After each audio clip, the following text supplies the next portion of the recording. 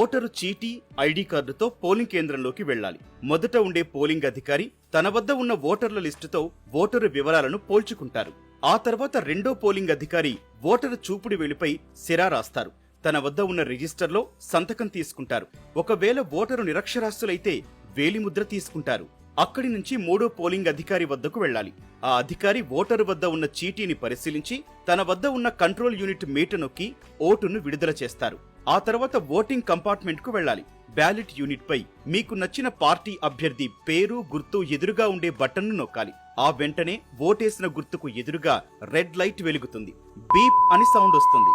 పక్కనే ఉండే వీవీప్యాట్ యంత్రంలో మనం ఓటేసిన గుర్తు, అభ్యర్థి పేరుతో స్లిప్ కనిపిస్తుంది. 7 సెకండ్ల తర్వాత ఆ చీటీ సీల్ వేసిన డబ్బాలో పడిపోతుంది. ఆ తర్వాత బీప్ సౌండ్ వస్తుంది. అప్పుడే ఓటు నమోదు ప్రక్రియ ముగుస్తుంది.